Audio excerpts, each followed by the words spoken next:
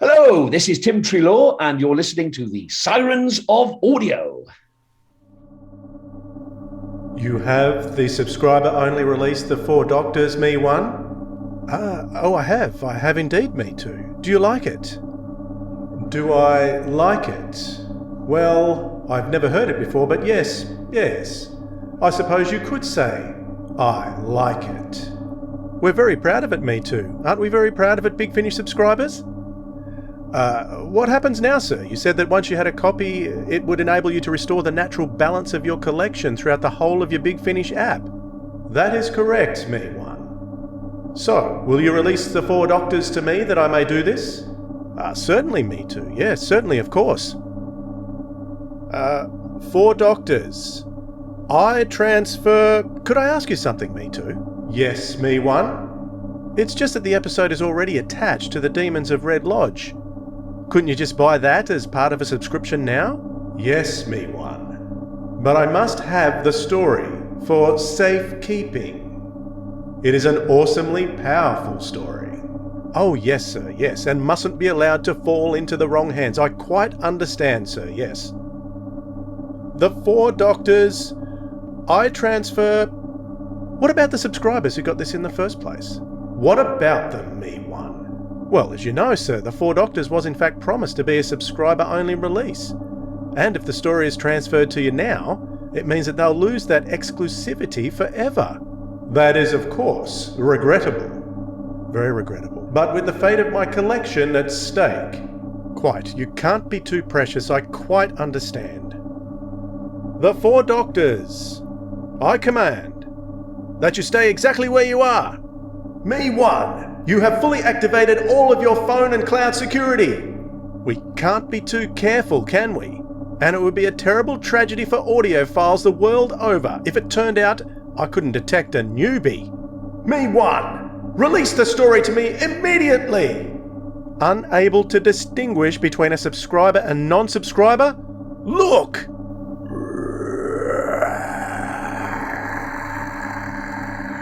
Don't you see? A new subscriber would never have such a callous disregard for exclusive content. Me One, you shall die for this! I think not. Remember, The Four Doctors is all mine, rage all you like. I shall destroy you for this. I will disperse every negative review of your podcast to the furthest reaches of the internet. Well, I wish I could stay and watch you try. You know how it is, stories to hear, episodes to review, and people to interview. When I give the signal, cue credits. Now!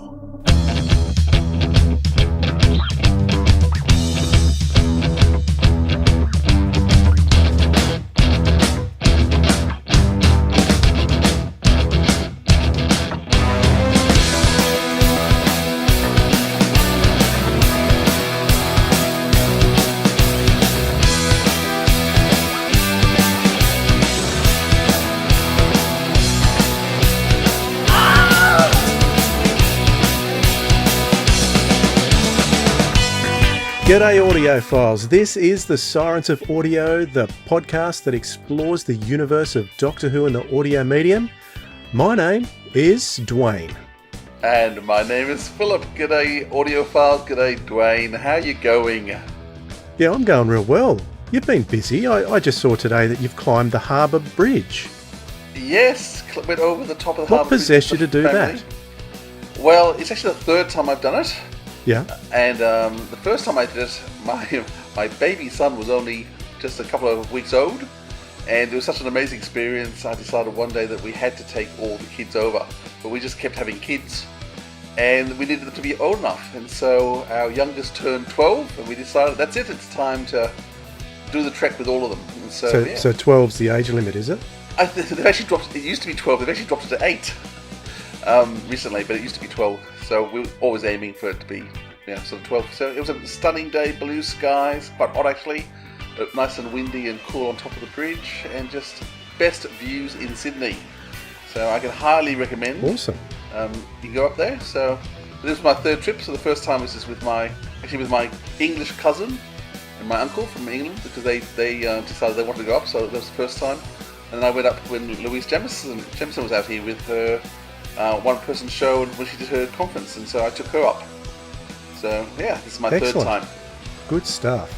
So, of course, Philip, this is another instalment of... We've got Randomoids.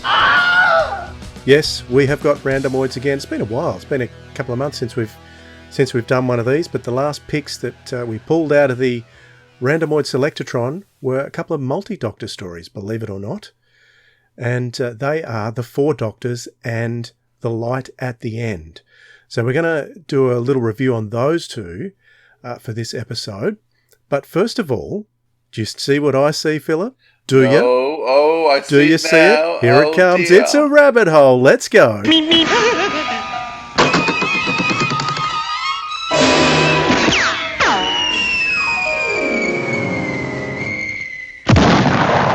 Right, this rabbit hole is something that's been bothering me for some time because over the last 12 months or so, because we've been talking about Target novelizations and the audio releases that are coming out more and more, I have been feeling a bit left behind because there's a collection that I don't have all of. I've got some of them. I bought a few on Audible. Have I got any hard copies? Not sure if I have got any hard copies, but most of them I usually just get on download. And I've been feeling a bit left out, but I also don't want to break my bank either because Big Finish just keeps pumping out more and more stuff. So I thought there's got to be a way that I can catch up with these legally, and I discovered a way. Do you know what that is? No, what's the way you've discovered? I decided to have a look at my library and discovered that they've got stacks and stacks of Target audio novels there. And the main one that I was looking for was The Cave Monsters. I wanted that because I bought a couple of collections of Target readings on Audible, but The Cave Monsters was never in any of those. So I was looking for that one specifically, and they had it. So I thought, oh, what else have they got? And they had more and more stuff. Some of them hard copy that you can order into your local branch here in Tassie. They're all connected here, so you can just order from anywhere in Tassie and it comes straight to your branch. So I ordered a few audio novel readings. And you can there's also a download service as well. So you can borrow books on download. So I thought I'll check that out. And they had a few there too. So I was very impressed with that. So I thought that was a good legal way of keeping up with some of those audio novels. Have you been Target novelization readings? Have you heard any of those recently? I mean, Time and the Rani was released this month, wasn't it? I haven't listened to that yet or got it. I have lots and lots of them. I originally started getting them on CD. So the first one I got, I remember from the ABC shop. They were doing a sale on the first... When they were still open? When they're still open. I know, they've been closed for a long time now. They were doing a sale on a tin of 3 Targets, the Daleks, the Web Planet, and the Crusades, all read by William Russell. And so there's a tin set of that, which I got. And then they had a few others. When they were closing down, I managed to buy a lot for $5, $10. So I did a big buy there. I then actually subscribed to Audible for about 18 months or so, just to pick up lots of the other ones. And so, once a month I'd get the new Doctor Who, and that bounced my collection pretty big too. But yeah, no, I have borrowed some from the library, but yeah, I probably should use the library a lot more than I do. I must confess. I keep forgetting it's there. Like, isn't that shocking? One of the things my council rates provide, and I don't do it. Yeah, I think the thing with a Target novelisation is that it's probably going to have to stand out to me for me to buy it. But if I get it from the library and if I like it, then I'll buy it. Like something like The Five Doctors, for instance, read by John Coleshaw, is something that's really good. I usually like anything that's read by Dan Starkey as well. So some of those readers, yeah, and anything by Tom Baker is pretty unforgettable. So yeah, that's just something that I've started doing, and I'll probably have less and less time with my wife because I'll be listening to these audio novelizations. Don't tell her though, will you? No, but the good thing about on Audible is you can speed them up. Right. For those of you who like to speed up your books sometimes, which I rather like to do. Yeah. It's just a book. Well, they're enhanced so nicely these days that I find it. It is getting, sort of- it is I- getting it's harder. getting to harder do. because they've got really good music, good sound Yeah. effects. The actors are putting on all the voices, so it's not just a standard reading. It's becoming really, really entertaining, and that was another audio novels release from Big Finish that was released this month. Watchers, written by Matthew Waterhouse, an entertaining read. I haven't listened to much of it, but what I did start to listen to, I really enjoyed. He's got his Tom Baker down really nicely. Oh, okay, great. Yeah. So it's going to be a good one. So when I finally get to it. All right, that'll do us for this little rabbit hole. Let's jump out. Now, I'd like to put in a trailer for The Four Doctors, but do you know there is no trailer for The Four Doctors? Wow. Is there a scene you can drop in? I might drop in a little scene. Right, now, where was I? Oh. What are you all doing here? Some sort of residual resonation from the temporal instabilities, I should say. Yes. I imagine the phasing will correct itself and we'll all be returned to the correct points in our timelines. Any minute now. Well, I hope you're right. It'll be a bit embarrassing if we're all left here travelling around together. Yes. I must admit I hadn't anticipated this. What have you done with the TARDIS interior design, by the way? I hope you are not about to lecture me about taste, Doctor. I'm not sure what you mean. I take it we won't remember any of this particular encounter when the time phasing corrects itself. Well, you all won't, but I will. Yes, I thought you must be the latest model.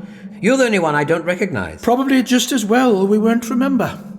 After all, we Time Lords have too much to remember as it is. I see great minds think alike. Or fools never differ. Oh, very droll. All right, so that was a little clip from The Four Doctors, which is only available as a subscriber release in the monthly range. So if you were subscribing when a release called The Demons of Red Lodge and Other Stories came out, this was included as one of the subscriber bonuses, written by Peter Angelides and featuring all four monthly range Doctors. So really a really nice idea. Now, what are your thoughts on the multi-Doctor concept to start with? I mean, it's kind of a thing that has a lot of mystique attached to it. Are you ever disappointed when the multi-Doctor stories come out? Because for producers of these things, even Big Finish and TV producers, find multi-Doctor stories a bit of a headache. I adore the multi-Doctor stories, and I don't care.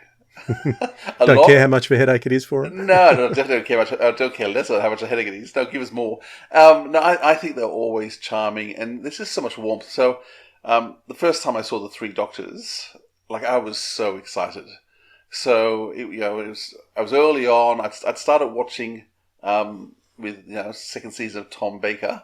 It had got to Tales of Weng Chiang and then repeated back to Spearhead from Space, which is what the ABC TV did. It went round and round for years, every night. And so at that stage, I was really getting excited by Doctor Who. It was pretty exciting. I'd bought my first target, which was the Web of Fear. And so that was the second Doctor. And so I had no real idea who this second Doctor was. But that was the first target I read. And I read it in an afternoon. And then I read it the next afternoon as well. And just loved these target novels.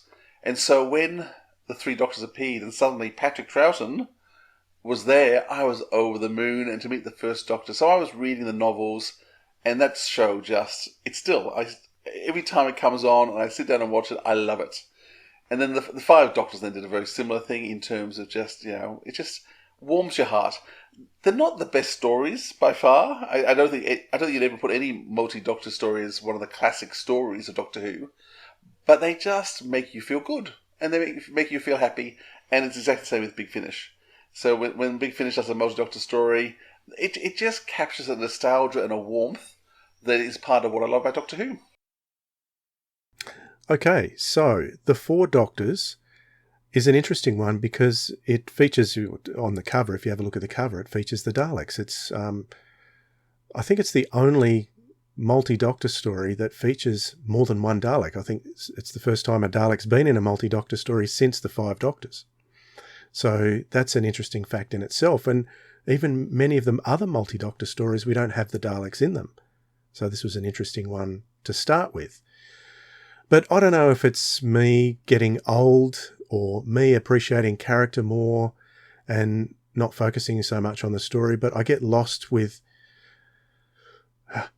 timey-wimey type stories a little bit these days. And that's what the Four Doctors is. It's very, very timey-wimey, relates a lot to Daleks who have not evolved yet, going back into the past and being captured and then incorporated into another alien race's technology. And the Doctors somehow in this time loop that one of these alien creatures is following the Doctor's timeline. And it sort of, even though I know I get to the end of it and I know all the pieces are there, but I think to myself, I think I might have to listen to that again just to get all the nitty-gritty of that. Did you follow the story a bit better than I did, Philip? I adore it. I think this is absolutely brilliant. It's unusual because, the Doctors don't meet. Oh, they put them all together? They do right at the end. They do. Just right at the end, only for a few minutes. They do a little scene at the end, which isn't necessary at all, because the main storyline is following a Dalek and another character through the Doctor's time stream. So it starts off in space, in the future. You do have an overlap of Doctors there, with the Fifth Doctor not knowing the Eighth Doctor was present. Yeah. There's some conversation over the speakers, but they're not really aware. Well, the Eighth Doctor's aware the Fifth is there, but not vice versa. And then through a mishap, Dalek and other person get sent back through time, and they keep meeting the Doctor in different time streams. It is well explained about why it happens. It's technobabble like usual, but in terms of there's a real reason for why it's happening. And so you just get 15-minute scenes with each Doctor as they have to work through what's going on with this person and with the Dalek. And it did a place. I just thought it was absolutely brilliant. I love it. I thought it was a great concept of doing a multi-Doctor story a different way. And it was free, which is a real bargain too. Okay, I think you can still get it. I think you just get any 12-month subscription. You get a free one thrown in. Yes. So my suggestion, guys, would be, if you haven't got the first 99 big finishes, is do a 12-month subscription of somewhere in the first 99, and then throw this one in for free. It actually won't cost you a lot of money because it's pretty cheap now. Those first 99 are only a couple of pounds. I'm not sure. I'd have to double check that, but I'm not sure if you can actually just randomly pick the Four Doctors. It has to be incorporated in the Demons of Red Lodge. Oh, I had meant to look it up just to double check. I was pretty sure now you could also get it as part of any subscription. Maybe you can, but it would certainly be on the Big Finish website. Yeah. It really is worth getting hold of because it is a treasure of a story. And it's one I'm pretty glad I've got. And it must have been, the subscriber bonus was a large reason for why I started subscribing. I'd just been buying them haphazardly from the Doctor Who Club of Australia. Mm-hmm. And it was as these bonuses came out, this subscription, you had to be subscribing to get them. And there's one, on all these are the 5 companions, something like that. The 5 companions, that's the other one that you can't get unless you're subscribing. And that's another brilliant story. So it's really worth finding a way to get hold of it legally, because they're treasures.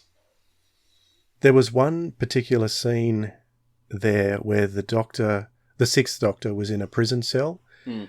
And he was talking about these beautiful lines to this alien in the other cell, and I thought that was one of the most beautiful scenes in that. I could go back to listen to just that, and it just reinforced to me how much Big Finish raised the Sixth Doctor out of the TV series sort of glums. Mm. And allowed Colin Baker to shine like this is what the Sixth Doctor could be. The other Doctors are all fantastic as well. Yeah, the years, that scene is so Shakespearean, but then it has a lovely twist at the end. And it's that twist that actually makes you even enjoy all the more what's been going on. Yeah. Because it's a very clever twist that they throw in at the end of that scene. But Colin Baker's, his voice is just so rich. It's just so beautiful. And it was all very Shakespearean in terms of the language in that scene and descriptions, and so poetic. Yeah, and we were talking recently about Kenny and how the monthly range has ended, and listening to that, it's made me want to go back and listen to some older stuff and just relive those again. Please slow down, Big Finish, on your releases, because I haven't got enough time to go back. But it really made me miss those monthly adventures. I even listened to a bit of the Demons of Red Lodge too. That's a great story, the one that it came with. So, yeah, anything else you got to say about the Four Doctors? Just once again, it's very timey-wimey. I think it's very clever. It's very Stephen Moffat before Stephen Moffat, so really worth listening to. Yeah, fantastic. All right. We've actually got some feedback. Before we get into the next one, The Light at the End, I asked for some feedback and I got some from the Big Finish audio group on Facebook. Ben Roberts says, I hope some more subscriber exclusives get released for purchase, like some of the Rarities range, now the monthly range has ended. Would love to hear the Four Doctors. There's a message straight for Big Finish, which they would have seen because it's in the Big Finish group. So hopefully that'll get a release at some point. It'd be hard to know. It's hard to know because Big Finish promised they would never release these or sell them, except as part of subscribers. So it would actually be them having to break their promise to subscribers to do it. So I'm not sure whether they ever will release them. Right. Well, some of them they have, haven't they? Yes, they have. But there was this one of the 5 companions. Right. Were both promised that they'd never release them separately. Okay. All right. You might have to find it in the library. Shane Mark says, The Four Doctors was one of the very first stories I ever heard. Borrowed the CD off a friend who introduced me to Big Finish. Mind blown. Had no idea this product existed. 900 plus CDs later, still going strong. Good on you, Mark. That was an interesting story to start on. Very interesting story. Martin John Anthony Parsons says, The Four Doctors I found incredibly flat. The Light at the End is a fun, silly anniversary story. So, 2 different opinions there on the 2 different stories. Kirsty Keane says, I've never had the opportunity to hear The Four Doctors. Hoping Big Finish will make it available to wider listeners at some point. But I love Light at the End. Excellent. Did I say Kirsty it is. Kirsty Keane. Thank you for that. Yes, we're going to talk about Light of the End in a moment. And Adam Saruti says, Light at the End is interesting because it's one of the first times they recast the first and second and third Doctors. So I might dispute that. So we might talk about The Light at the End right now. Here's a little trailer. I can give you a trailer for this one.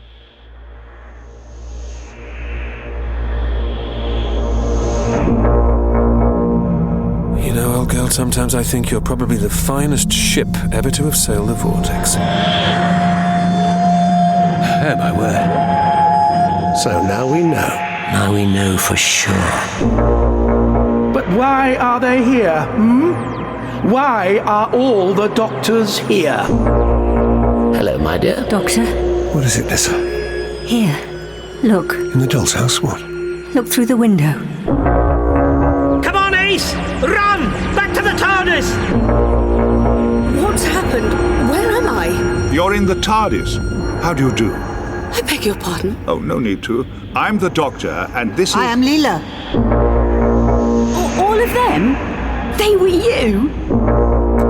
Here we go, 3 minutes past 5. 1703. The 23rd of November, 1963. The 23rd of November, 1963. 59A Barnesfield Crescent, Totton, Hampshire.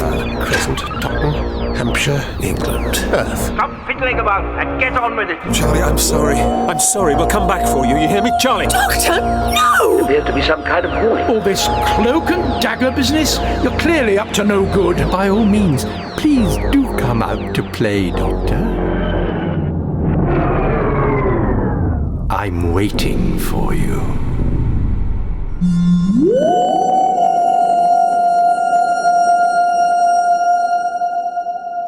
Right, so Philip, on that comment, is this the first time there's been a recast of the first, second and third Doctors? Definitely not.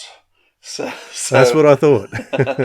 No, Peter Purves and William Fraser Russell. Hines. So this is William Russell, of course. Because, light at the end is William Russell. So William Russell and Fraser Hines had both been playing the first and the second Doctor, respectively, on Companion Chronicles for many years. So part of the reason why they're so good. It is the first time, however, that Tim Treloar plays the third Doctor. So Yes. that is the first time. And it's interesting because it doesn't feel like there's any plans whatsoever to bring the third Doctor back. It's just the fact that Tim Treloar had been doing a lot of work for Big Finish. They obviously knew he could reproduce John Pertwee's voice, and so they brought him in just to do the few lines required in this production. Yeah. Tell us about the story. Okay, so this is a one this was for the 50th anniversary, and I must admit I was looking forward to this as much as I was looking forward to the 50th TV special, and it actually didn't meet all my expectations. In terms of the story, it's all set around a nexus point where an event happens on the 23rd of November in 1963, and all the Doctor's TARDISes happen to pass through the same point, and it causes a big of an issue.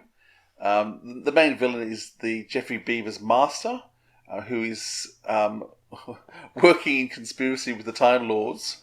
The Time Lords have been their usual deceitful, awful selves, and one of them, a Time Lord called Straxus, has done a deal with the Master, and the consequence of that is the fact that the Master is going to basically destroy the universe just to get the Doctor.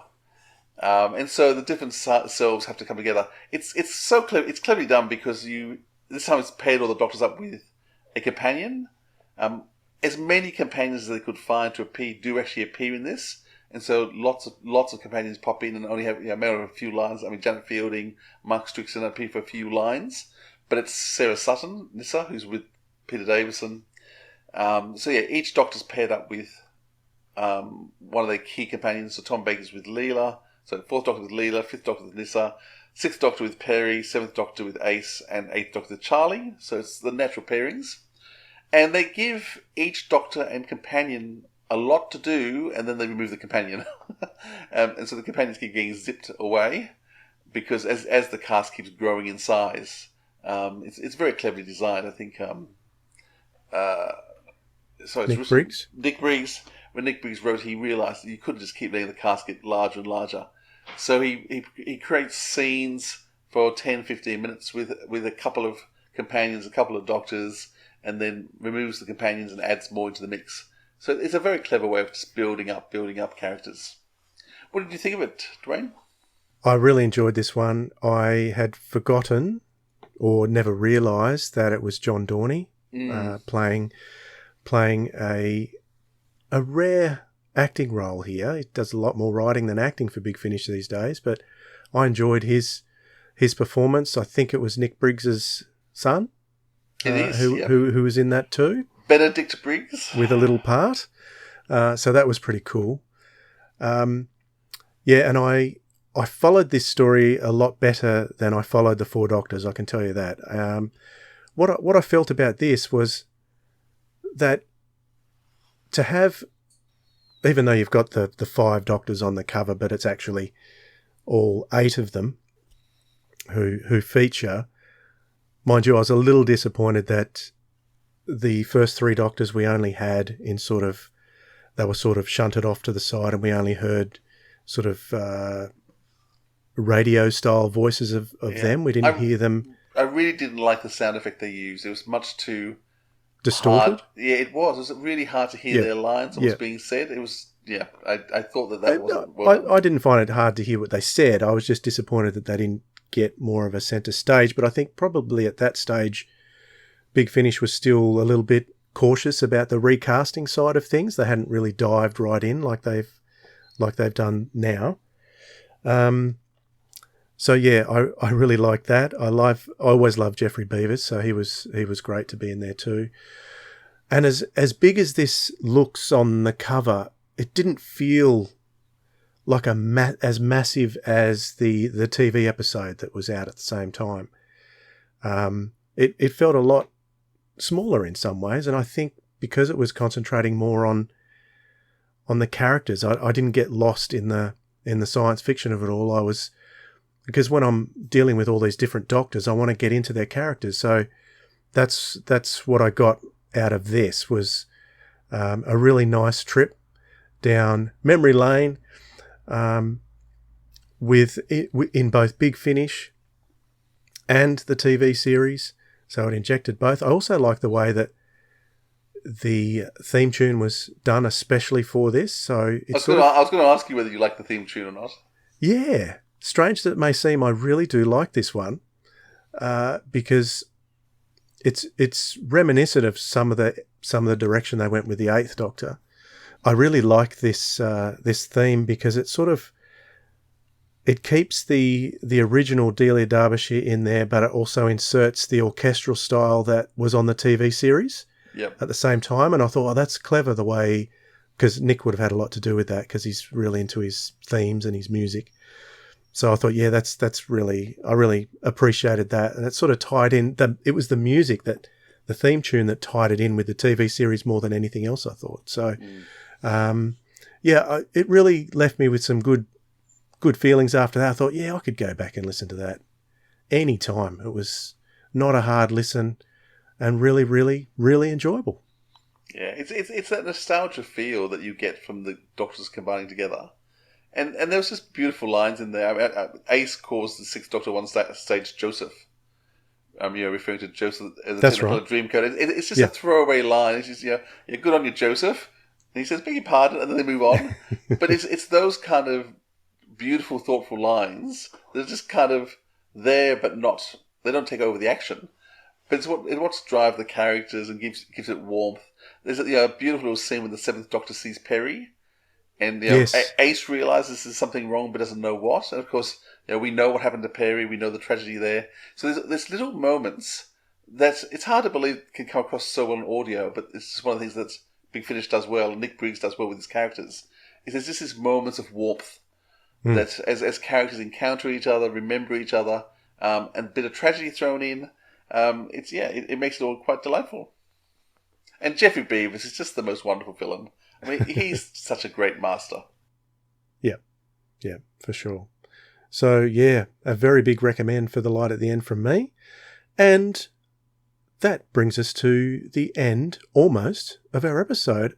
We have to choose what we're going to do next time. And instead of doing the Randomoid Selectatron, I'm going to reach into the TARDIS cookie jar and pick out a couple of stories that have been selected by our listeners. So let me get that. Because I don't have the randomizer up, or the Randomoid Selectatron up. So, first one. I hope I've got some music going here. So, first one. There's an interesting story for us. Can you see that? Memory Lane. Oh, okay. Memory Lane, 8th Doctor story. Let's go for the second one. Hope it's not a box set.